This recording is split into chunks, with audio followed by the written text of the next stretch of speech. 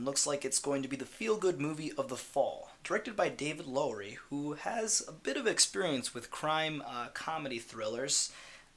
This looks to be one of his best works yet. I mean, I really did dig Pete's Dragon when it came out. Not a lot of people were really climbing the box office for that one, but it really shows his talent and highlights what he can do with actors, as well as how they can misplace drama, as well as create a heartfelt story, which I think speaks to everybody from all ages. And The Old Man and the Gun looks like right in his alley, especially considering you get the likes of Robert Redford, who is actually retiring after this movie. So this is kind of like his swan song to end all of his other movies.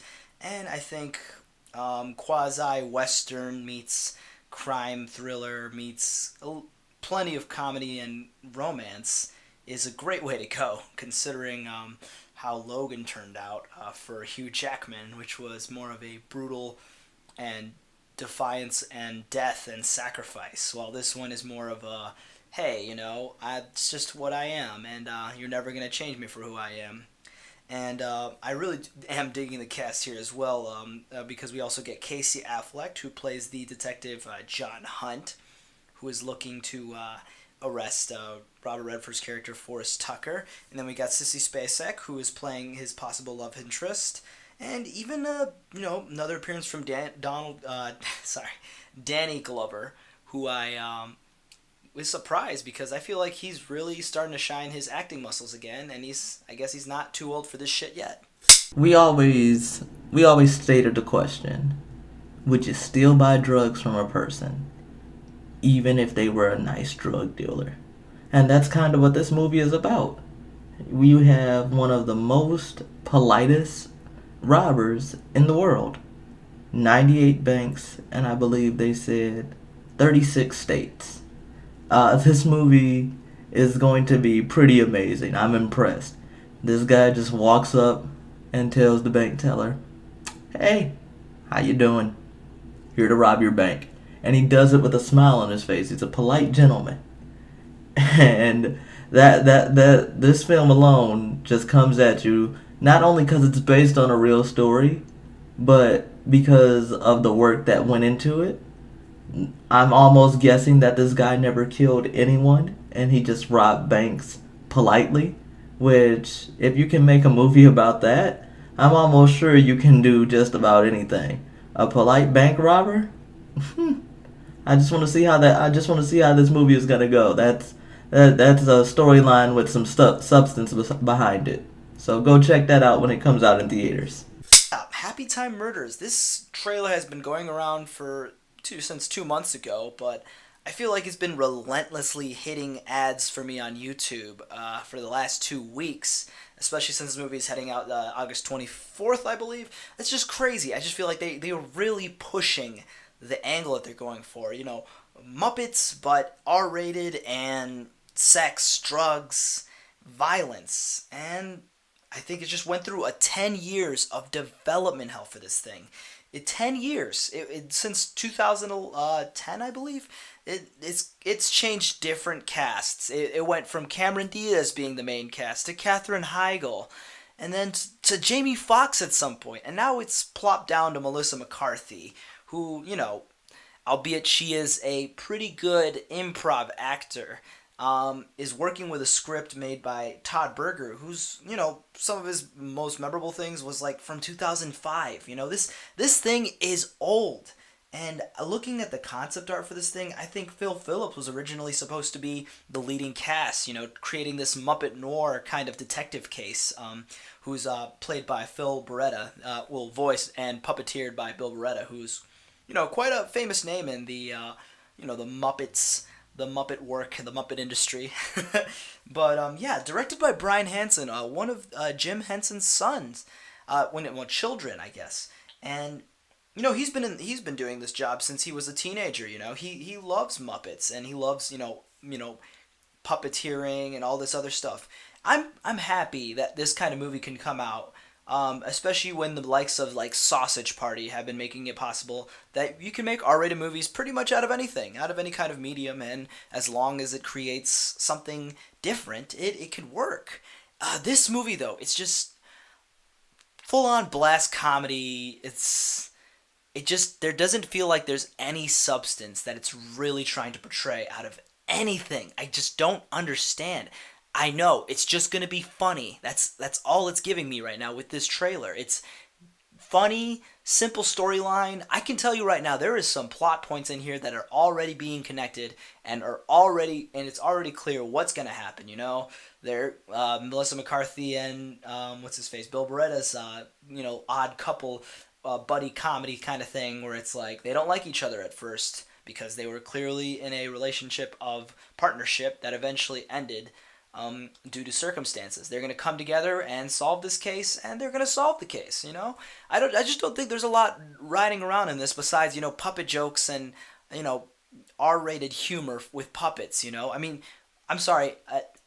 As if correct me if I'm wrong. I'm sorry if I was stuttering there. Correct me if I'm wrong. But we got Greg the Bunny, um, Team America, um, the freaking Meet the Feebles. We've gotten R-rated puppet movies before, and this one looks like the tamest one possible. I mean, the latest ad campaign is basically telling you how maple syrup is a substitute for drugs for these puppets.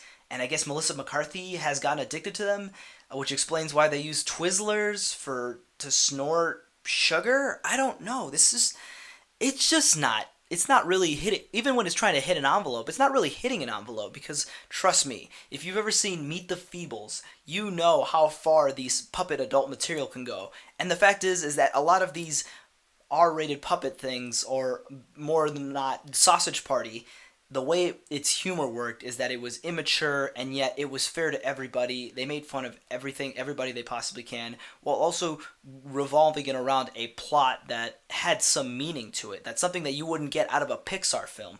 This movie is just Muppets, R-rated.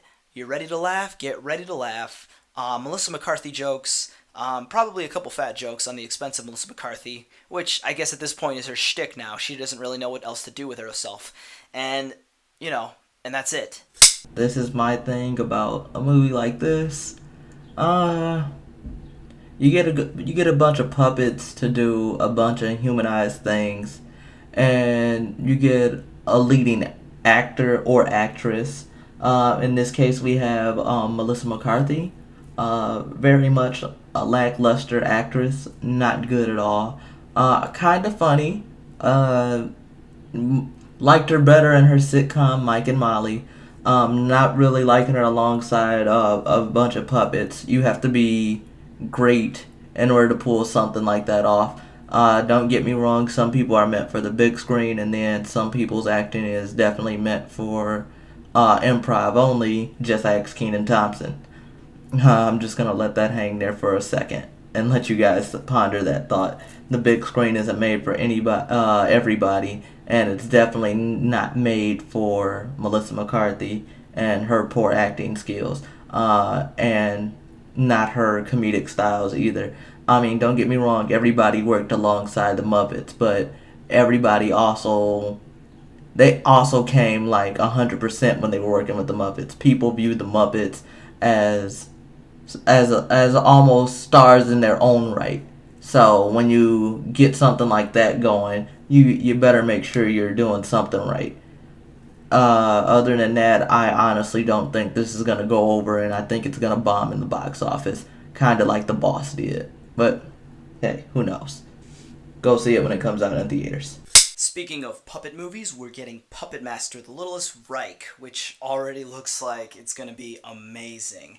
It's B-movie, super ultra violent nonsense. Absolute nonsense. If this is not your kind of movie, especially if you looked at the warning and knew you were going to get squeamish the minute you saw a drop of blood out of this thing, then this is definitely not the movie for you. But anybody else that wants to see something different, especially in terms of horror and gore, you're gonna get something different out of this. Especially if you haven't been following these movies since the 1989 Puppet Master. This is essentially a franchise of more than what, 9, 10 movies and crossovers, and there's actually like a timeline out of these things. You kind of have to rearrange them to make sure that they make sense in the order it is. These are the puppet version of the Saw movies, for God's sakes. This is crazy, and I can't believe that they're gonna make another one. They got a couple different writers going on with this one. They got Sonny Laguna and Tommy Wicklund, who, oh, they're actually the directors. We have two, apparently no names, according to Wikipedia, and then we got a new writer on this one. Usually these were, from the, usually the producers, Charles Band, who was involved in the production of this. It's crazy that these kind of movies are just, they are nonsense. They are Nazi puppets. They have spirits in them or something like that. I lost track since I've been watching these movies, but it's just it's the practicality, and it's the idea that using these toy puppets and in these scenes, it feels real, and this is something that I feel like that the Child's Play movies steered away from. The last two, they used a mix of CGI and puppet and little dolls, and I just think this is just it knows what it wants to be. It's a bloody, it's crazy, it's gonna be in your face. It's simple exploitation for the sake of exploitation. And if you're willing to see something like that in the theater without eating some popcorn, then you're gonna have a good time. Cause I already know I'm gonna have a good time watching this. This looks fairly decent. If you're a Jew, obviously. If you're a Jew, you've obviously been waiting almost 72 years for the Jewish to write a movie where they actually win a war that's bloody, gory, and horrific. So we can only hope that the bad guy loses in this movie, and the bad guy is obviously a Nazi killing puppet. Ah, God, that alone right there just goes to show you how lackluster filmmakers and writers are becoming these days. I mean, don't get me wrong. How about we just remake Schindler's List? Maybe we could have went somewhere with that. But okay, sure. A Nazi killing puppet. However, if this movie does real good, I know for a fact fans are gonna gas it.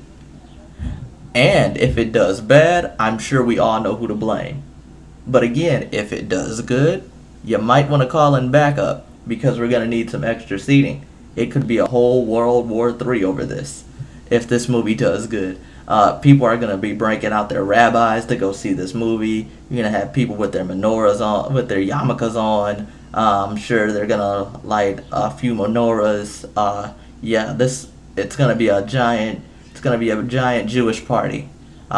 People who are 15 are going to be bum rushing because it's going to be like their bar mitzvah day, and they're just like gonna go see the movie, and everything's gonna happen. This is actually a real good step up film for the Jewish community. It's a horror film, and they actually survive, unlike World War II, where obviously we had to help them win. But hey, other than that, I think this film has some substance, and I think they're gonna be real happy with it. So go check out Puppet Masters, Littlest Reich.